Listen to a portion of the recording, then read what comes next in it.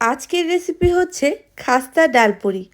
বিকেলের নাস্তার টেবিলে যদি এরকম ডালপুরি থাকে তাহলে কিন্তু খেতে দারুণ লাগে।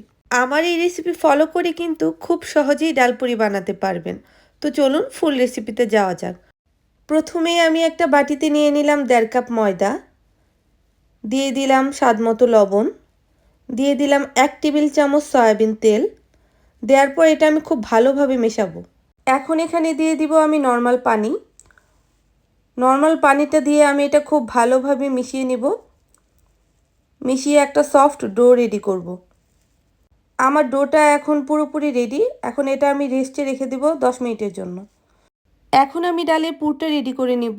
এর জন্য এখানে দিয়ে দিলাম আগে থেকে ধুয়ে রাখা ডাল, দিয়ে দিলাম পরিমাণ মতো পানি, দেওয়ার পর এখানে দিয়ে দিলাম 1/2 চামচ লবণ আর 1/2 চামচ হলুদের গুঁড়া।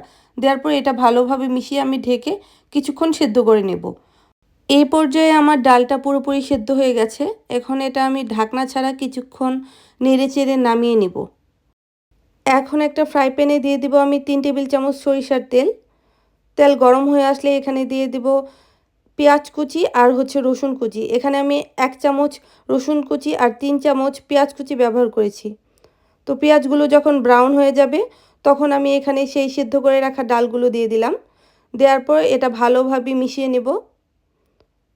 তো দেখতেই পাচ্ছেন আমি কিভাবে মেশাচ্ছি। এ পর্যায়ে আমি এখানে কিছু চিলি ফ্লেক্স দিয়ে দিব। দেওয়ার পর এটা আমি আরও কিছুক্ষণ ভালোভাবে নাড়িয়ে চাড়িয়ে নেব। আমার ডালটা কিন্তু এ পর্যায়ে শুকিয়ে গেছে। এখন এটা আমি নামিয়ে নেব। 10 মিনিট রেস্টে দেওয়ার পর ডোটা কিন্তু আরও অনেকটাই সফট হয়ে গেছে। এখন এখান থেকে আমি 9টা লেচি কেটে নিয়েছি। এখন একে একে আমি সবগুলো পুরি বেলে নেব। প্রথমেই আমি এখানে একটা ছোট করে রুটি বেলে নিয়েছি। আপনারা এই কাজটা কিন্তু হাত দিয়ে চেপেও করতে পারেন। তো এখন আমি এখানে পুরটা দিয়ে দিব। দেওয়ার পরে দেখতেই পাচ্ছেন আমি কিভাবে মুড়িয়ে নিচ্ছি। এইভাবে মুড়িয়ে যে সাইডটা আমি মোড়াবো সেই সাইডটাই কিন্তু আমি বেলবো।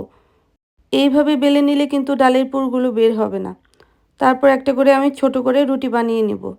এইভাবে আমি একে একে সবগুলো পুরি বানিয়ে নিয়েছি। আপনারা চাইলে কিন্তু এইভাবে ফ্রিজে সংরক্ষণও করতে পারেন।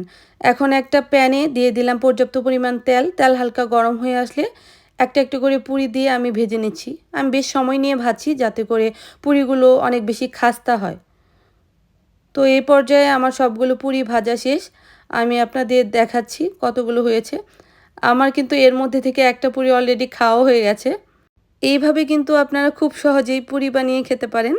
তো আমার এই রেসিপিটা ভালো লাগলে অবশ্যই আমার পেজটিতে একটা লাইক, ফলো অ্যান্ড কমেন্ট করে দিবেন।